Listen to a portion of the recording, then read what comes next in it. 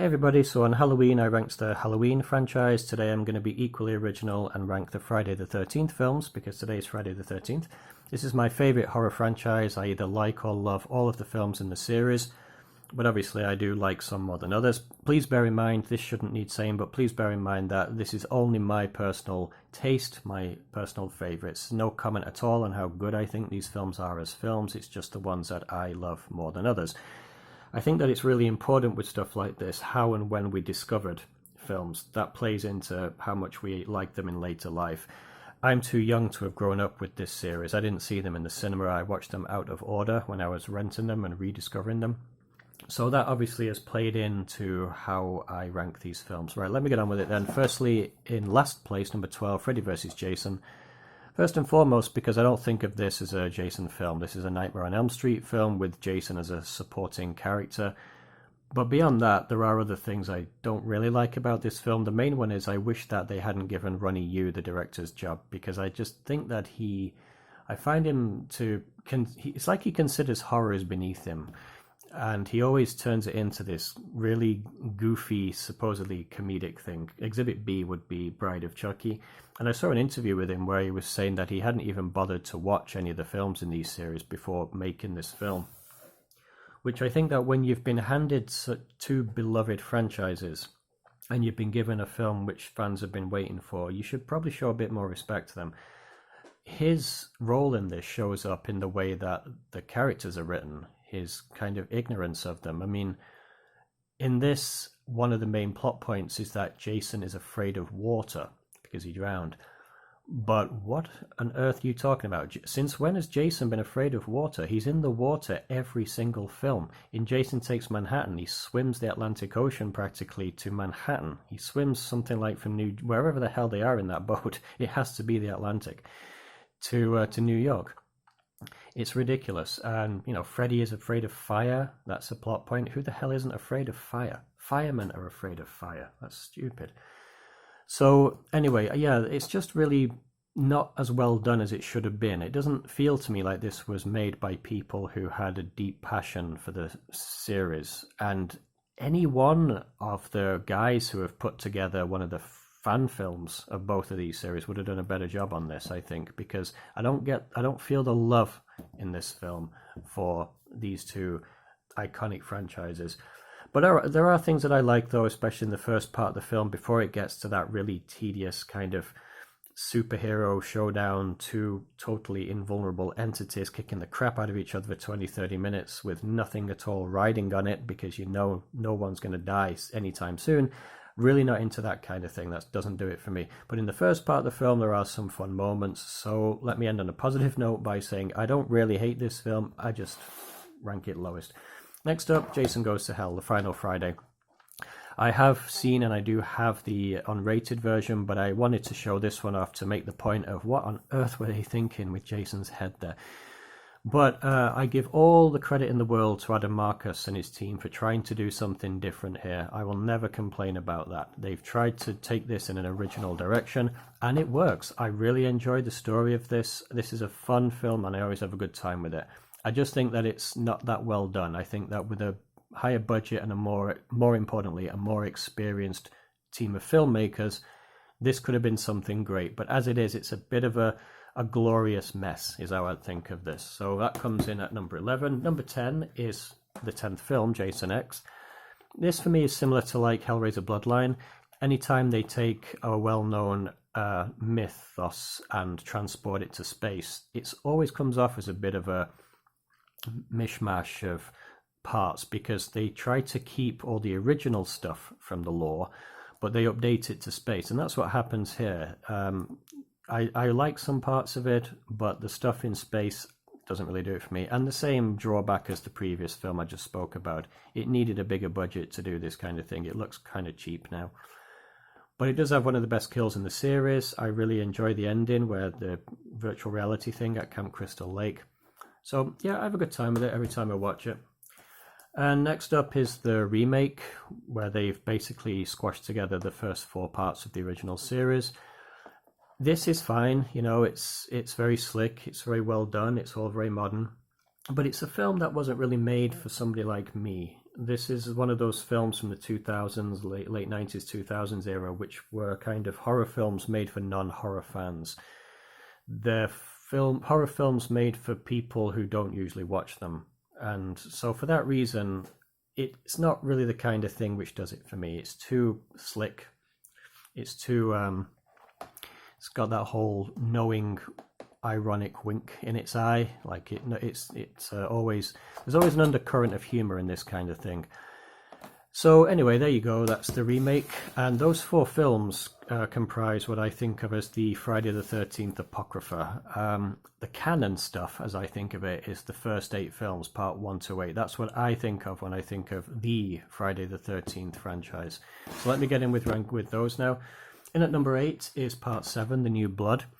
Not really keen on the whole Carrie angle of this, the telekinesis angle, and I've never really warmed to the cast of characters. But on the plus side, this does have a fantastic look in Jason. It's a good performance by Kane Hodder, his first performance in the role. And I don't yet have the Scream Factory box set. It's on its way to me, but it's going to take a hell of a long time because I live all the way in northwest Russia.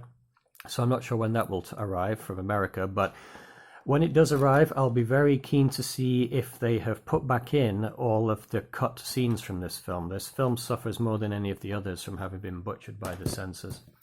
Next up is a controversial one, The Final Chapter. Let me just say that I saw this film last in the series, and I think that plays into my reaction to it. This is a great film, but I just think it's the only film in the first 8 that don't really bring anything new to the table, other than a bizarre dance from, obviously, Crispin Glover.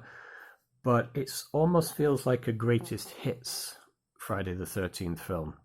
Whereas the other ones, I think, always brought at least something a bit new to the series. But I do like it on its own terms. I marathoned all of these films over the last 2 nights, and I had a good time when I watched this.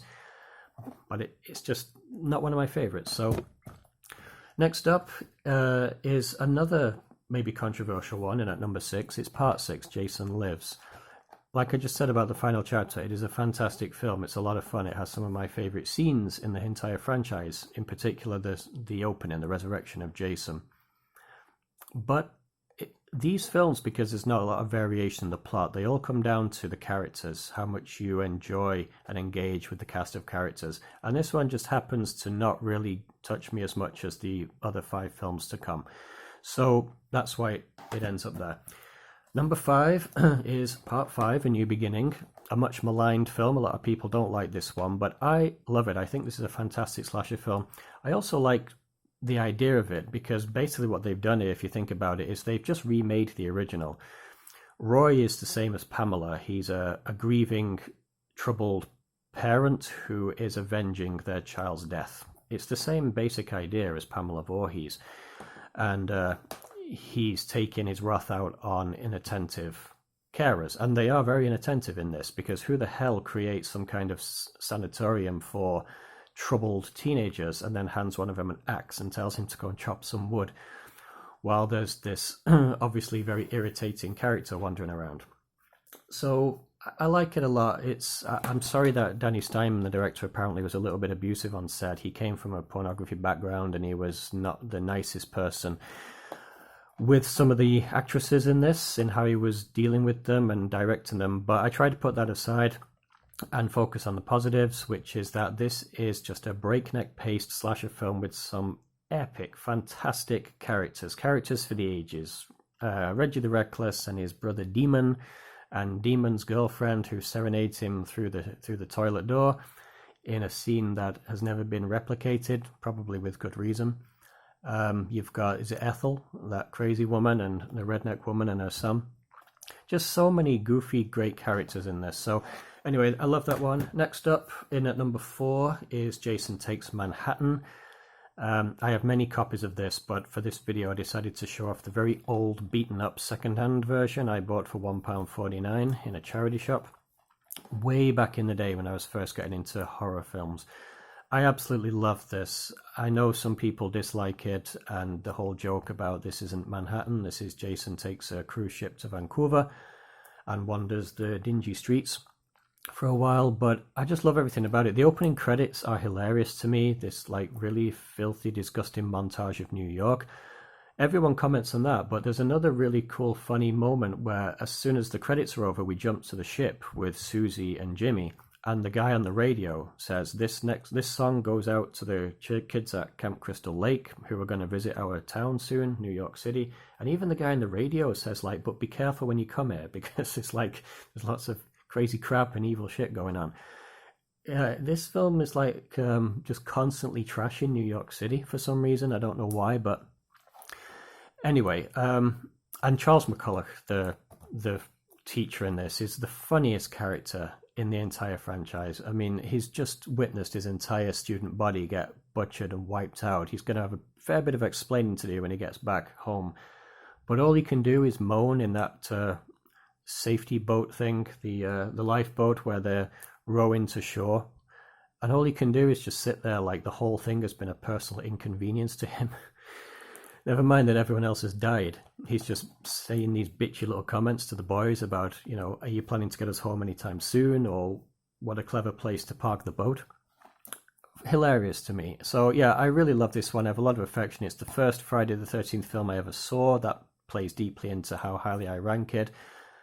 This was the last film that I watched last night when I was marathoning them because I wanted to end on a good mood. All right, number 3, Friday the 13th Part 2. This is a perfect slasher film. Can't fault a thing about it. It's just that I engage with the cast more on the 2 films to follow.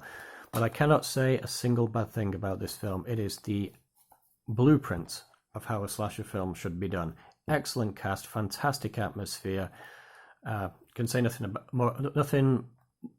more good things about it. What I'm trying to say. Very sad to hear about the fate of some of the cast from this, though. I know that the girl who played what's her name? Sandra. That's it. The girl who played Sandra is apparently not in a good way these days. She's running into a lot of trouble with the law. That blonde girl who keeps being pursued by creepy Scott, she also has a bit of a rap sheet and fell into some bad times. So that was a shame, and a couple of the others, because they're such a fun cast of characters, and I just wish them all well wherever they are today. Anyway, with that out of the way, number 2, Friday the 13th, the original. This would probably rank number 1 if the ending weren't so drawn out. I think that final showdown between Alice and Pamela Voorhees goes on too long. It should have just been a confrontation in the cabin when Pamela first reveals herself, and then get to the lake and have the big final showdown with the machete. Everything in the middle could have been excised. It adds nothing to the film. It's way too long. And I really dislike that they actually killed a snake in this. Any kind of animal cruelty is a red line for me. I mean, it really puts me off. It's why I've never seen and never will see Cannibal Holocaust.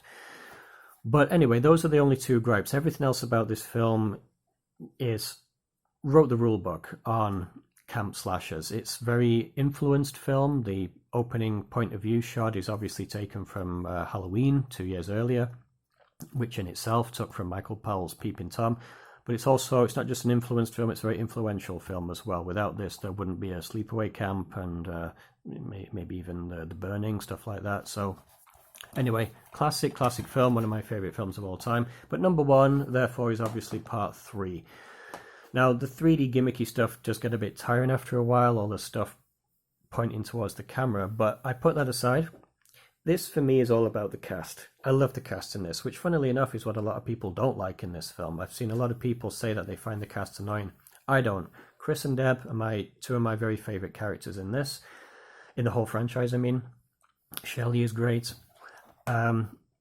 Yeah, so the cast, number 1. Secondly, the setting. This doesn't have the atmosphere of parts 1 and 2. It doesn't have the rainstorm. But I love that these people feel like friends. This feels like a close-knit group, even though they're always like railing on Shelley for his practical jokes.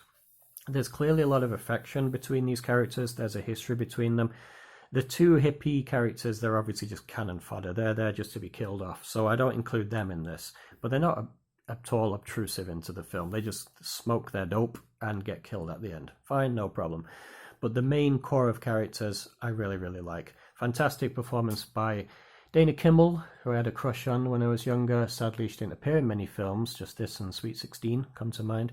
Anyway, enough rambling. That's my ranking of the Friday the 13th franchise. Part 3 comes in at number 1. So I'm really looking forward to seeing other people's lists. I'm sure there'll be a lot today. Thanks for watching this, if you did watch it to this point, and I will be back very, very soon with another Richard Lameron novel review. So until then, take care, everybody, and bye for now.